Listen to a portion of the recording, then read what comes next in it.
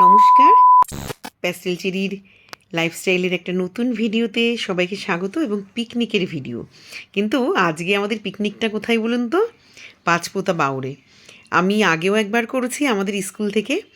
ভীষণ সুন্দর জায়গা, অপূর্ব দৃশ্য, প্রাকৃতিক, মানে না দেখলে আপনারা বিশ্বাস করবেন না। তো বাউড়ে আমরা চলেও এসেছি, আমি, আমার মেয়ে আর মান্তু, ওই যে আসছে, মান্তুর জন্য দাঁড়িয়ে আছি। তো চলুন যাই ভিতরে। আমরা আগেরবারও এই স্পটটাতেই স্কুল থেকে পিকনিক করেছিলাম, মাঝে আমার জামাইবাবুরা করেছিল, ওরা ওই নিচের স্পটটাতে, পাশেই আর একটাতে। তো চলুন, অনেকটা গিয়ে এরকম নেট দিয়ে ঘেরা থাকে। আর এখানেই আর একটা পাশে স্পট আছে, বেশ সাজানো গোছানো, কিন্তু ওটা একটু কস্টলি। কিন্তু এটা একদম বাউরের সাথে অপূর্ব সুন্দর, মানে দেখলে সবারই মোটামুটি মন ভালো হয়ে যাবে। তো চলে এসেছি, দেখুন এখানে প্রচুর আজকে গ্যাদারিং পিকনিকের, এবং সবাই বসে, অনেকেই অনেক আগে চলে এসছে, তাদের টিফিন, চা, পকোড়া সব কিছু খাওয়া কমপ্লিট। আমরা একটু লেট করেছি, আমাদের কাজ টাজ করে আসতে হবে যেহেতু, তাই। তো আমার বর এখন তাদের চেনা পরিচিতদের সাথে গল্প করছে। আর আমার মেয়ে, আর আমার মেজোদাওয়ারও এসছে। তো আমার মেয়ে ওর আন্টির সাথে ফটো তুলতে গেছে। আর যেহেতু বাউরের পাশে, তো মানে দৃশ্যগুলোই এত সুন্দর না, আমি ক্যাপচার করব কি ফোনে, মানে দু চোখ ভরে শুধু মনে হচ্ছে দেখি। আর আমি তো প্রাকৃতিক এইগুলো দেখতে ভালোই বাসি, পাহাড় বলুন, নদী বলুন, আমার এগুলো খুব প্রিয় একটা জায়গা। আর বাউরটা এত অপূর্ব, না দেখলে আপনারা কেউ বিশ্বাস করবেন না। আমাদের লোকাল যারা বা দূরের থেকেও অনেকেই পাঁচপোতা বাউরে পিকনিক করতে আসে। ভীষণ সুন্দর একটা জায়গা। আর আমাদের এখানে একটা রামকৃষ্ণ আশ্রমও আছে। আমার বরের ম্যাডামরা আসে এবং আমরাও প্রতি বছর আসি, কিন্তু 2 বছর ধরে আসতে পারছি না, যেহেতু আমাদের বাড়িতে দুর্গাপুজো হয়। তো পঞ্চমীর দিনই মেনলি আসে আশ্রমটাতে। ভীষণ সুন্দর সেই জায়গাটা, এই বাউরের পাশে। অনেক টাইমের আর দেখুন ব্যাপারটা। বাউরটা কিন্তু অনেকটা জায়গা আগে বিস্তৃত। আমরা একটু কফি আর তো পকোড়া চলুন, খেয়ে আসি, এখন একটু তারপরে আমরা আবার আসবো। উপরে পিকনিকের ওখানে যাব, গিয়ে একটু ফুচকা খেয়ে নেবো। আর দেখুন আজকে এখানে কী কী ফুচকা পাওয়া যায়: জল ফুচকা, পাপড়ি চাট, চাটনি ফুচকা আর দই ফুচকা। তো এই দিদিকে জিজ্ঞেস করলাম যে সব রকম ফুচকা আছে? তো দিদি বলছে হ্যাঁ, সব রকম পাওয়া যাবে। তো আমি এখন পিকনিকে এসে তো সব রকম ফুচকা খাবো না। বিশু তার মধ্যে আবার নৌকা চড়তে ডাকছিল। আমি শুধু জল ফুচকাই খাবো, আর মেয়ে তো রেগে যাচ্ছে, ও নৌকা চড়তে পারছে না বলে। তাও আমি কতগুলো জল ফুচকা খেলাম। আমি ওকে নৌকা চড়াবো আজকে, যেহেতু ওর শখ, কিন্তু ও সাঁতার খুব একটা ভালো পারে না বলে। আর আমি সাঁতার পারি, কিন্তু আমার একটু জলে ভয় লাগে। ও আর ওর বড় কাকা এখানে কী জানি একটা কাজ করছে।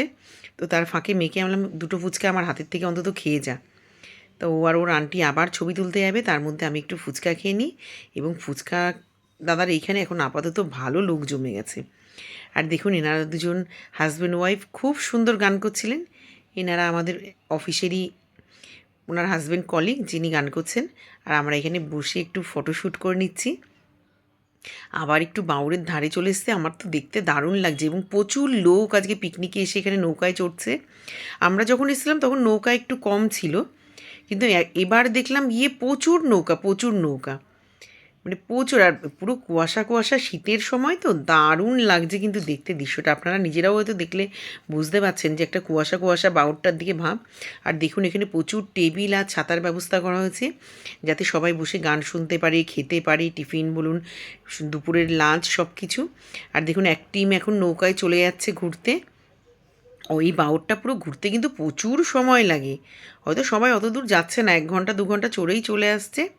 আর এখানে এক দাদা দেখুন সবে জাল পাতছে, মানে মাছ ধরার, এনারা মাছ ধরে এই ছোট্ট ছোট ডিঙি নৌকা দিয়ে।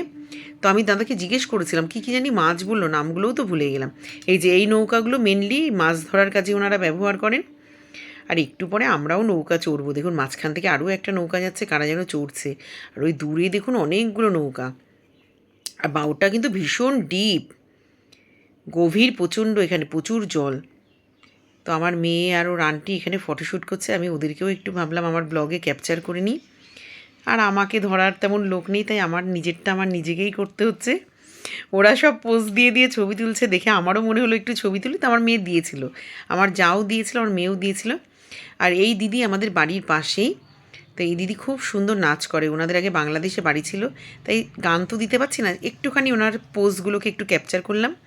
আর এখানে এখন সবাই গানের তালে তালে নাচ করছে, আর আমরা এখানে বসে বসে সেগুলোকে দেখছি, আনন্দ উপভোগ করছি।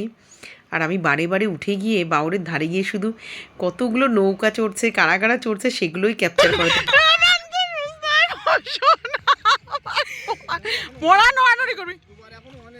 না না থাক দাদা, আপনার এইসব কথা বলা লাগবে না। বেশি দূরে যাবো না। না না, আপনি আমার ঘুরিয়ে নামান, আমার অত দূর যাওয়ার দরকার নেই। তো আজকে নৌকায় উঠে আমার মোটামুটি মানে কেঁদে ফেলার মতন অবস্থা। আমার মেয়ে তো হেসে মরে যাচ্ছে, কিন্তু সত্যি আমার ভয় লাগছিল। আর নৌকাটা সরু, অনেক বড়, কিন্তু কেমন একটা নিচু নিচু, জল মনে হচ্ছে ঢুকে যাবে। আর মানতো এত ও বারবার নৌকাটাকে নাড়াচ্ছিল, যার জন্য নৌকাটা এদিক ওদিক হিলছিল। তো আমার প্রচণ্ড পরিমাণে ভয় লাগছিল। দেখুন আমার অবস্থা, আমি মানে সে পারলে চোখ টোক দিয়ে আমার জল বেরিয়ে যায়। আমি তো ভয়তে চিৎকার করছি যে দাদা আমাদেরকে পাড়ে নিয়ে যান, আমি না আর নৌকা চড়বো না, আপনি ওদেরকে বেশি করে চড়ান। কিন্তু কে কার কথা শোনে, দেখুন আমার মেয়ে হেসে মরে যাচ্ছে। কিন্তু সত্যি কথা বলতে আমার প্রচণ্ড পরিমাণে ভয় লাগছিলো যে মাঝখানে এত গভীর, মেয়ে তেমন সাঁতার পারে না কিন্তু আমি সাঁতার পারি, তবু এত জল দেখে না আর ওই স্রোত দেখে আমার কেমন জানি নিজেও মনে হচ্ছে সব কিছু ভুলে যাচ্ছিলাম। তো প্রচণ্ড ভয় করছিলো। কিন্তু মাঝখানে যাওয়ার পর যখন জল, দেখুন আপনারা জলটা দেখলেও বুঝবেন, জলটা যখন একটু থিতু হলো তখন একটু ভয় কমছিল, কিন্তু আমার প্রচণ্ড পরিমাণে যে নৌকায় ভয় করছিল। তো যাই হোক, মান্তুর দৌলতে একটু নৌকাটা উঠতে পেরেছি, মেয়েকে চড়াতে পেরেছি, এটাই অনেক। তো চলুন আস্তে আস্তে দাদাকে বলছি, দাদা আমি আর চড়বো না, আপনি ওদেরকে চড়ান, আমাকে আর আমার মেয়েকে নামিয়ে দিন। তো দাদা ভয়ের চোটে এবার আমাদেরকে পাড়ে নিয়ে যাচ্ছে। তো যাই হোক, পাড়ে আমরা নামবো, নামার পরে আবার পিকনিকের ওখানে যাব, মান্তুরা ততক্ষণ ঘুরে আসুক।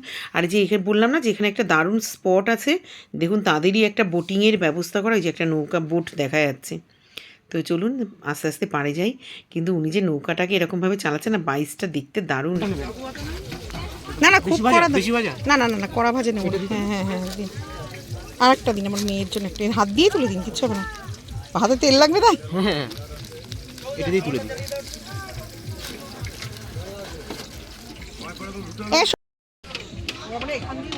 খাওয়া দাওয়া চলছে, তাকাও না, হ্যাঁ তাকিয়ে তাকিয়ে খা, বাউরের পাশে দাঁড়িয়ে খাচ্ছিস।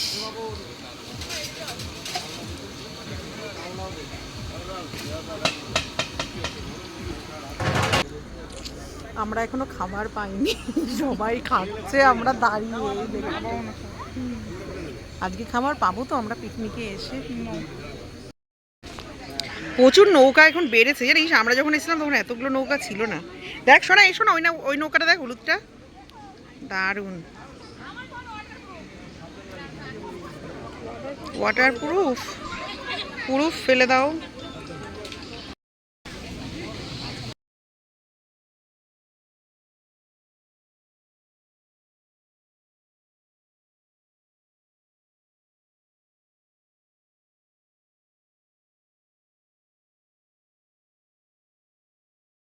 দর্শকদের দেখতে পাবো না চোখে, দর্শকরা কিভাবে বলে যে আমরা হচ্ছে 12 দিন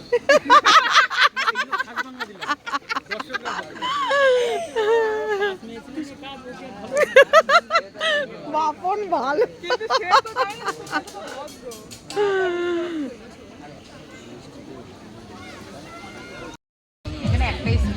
মান্তুরে ফোন করতে নাম্বার আছে।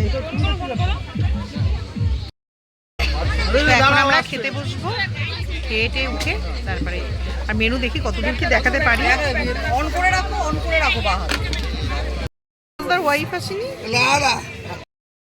আজকে আমাদের পিকনিকের মেনু হচ্ছে সাদা ভাত, লেবু, লবণ, মুগ ডাল, মাছের মাথা দিয়ে মনে হয়, জানি না, ভেজ ডাল, বেগুনি, যারা চিকেন খাবে চিকেন, যারা মাটন খাবে মাটন, আমের চাটনি, পাপড়, মিষ্টি টিষ্টি নেই, মিষ্টি আছে আর মিষ্টি, লেবু আর ভাত পড়ে গেছে অলরেডি।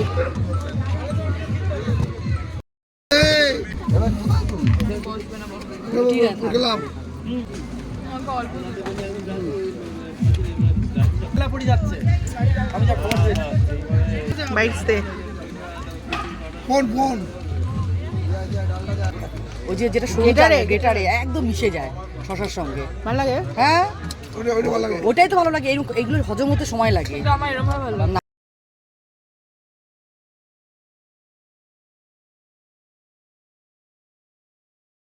তো চলুন, আমাদের পিকনিকের খাওয়া দাওয়া আজকে শেষের পথে, দু একজন লোক আছে। তো আমাদের পিকনিকটা আজকের মতন কেমন লাগলো আপনাদের জানাবেন। এখন আমরা সবাই বাড়ি চলে যাবো। আর দেখুন এখানে নৌকায় উঠছে, সুন্দর এখানকার প্রাকৃতিক পরিবেশটা ভীষণ সুন্দর, আপনারা আসলে আপনাদেরও ভালো লাগবে। একবার পিকনিক এখানে পাঁচপোতা বাউরে করে দেখতে পারেন, দারুণ দারুণ অসম জায়গা এবং প্রাকৃতিক পরিবেশটা বিশেষ করে ভীষণ সুন্দর। তো আজকের মতন প্যাসেঞ্জারি ছোট্ট ভিডিওটা এখানেই শেষ করব। ভালো লাগলে একটা লাইক কমেন্ট শেয়ার করে দেবেন, আর কেমন লাগলো জানাবেন। এসো না, টাটা করে দাও, টাটা করে দাও। তো আজকের মতন আমাদের ভিডিওটা টাটা। এই যে দেখুন দিশানবাবু দিল্লির থেকে চলে এসছে মামা বাড়িতে। এখনো কবে এসছিস তোরা? আমরা 18 তারিখ। তাই তোর ভালো লাগে দিদার বাড়ি? হুম মজা এখানে? হুম এখানে ভালো না দিল্লিতে ভালো? এখানেই ভালো। করে কিন্তু পড়া পড়া আটকা হাওড়া আমরা ভালো হাওড়াতে পড়াশোনা ছুটি। ছুটি, এখানে মন খুলে আনন্দ করা যায় বল। মা বলছিল কি যে বই নিয়ে আসতে, কিন্তু বই আনে। হ্যাঁ, মামা বাড়ি আসলে বই ভুলে যেতে হয় বলো না? হুম বসো, তোমার কতদিন পরে দেখলাম। পিকনিক কিন্তু ঠাকুরনগরে বা জানি, জানো? শনিবারে শনিবারে রবিবারে। জানি মা শনিবার বাবা- থাকবি তো তোরা রাত্রিবেলা আমাদের বাড়ি? হুম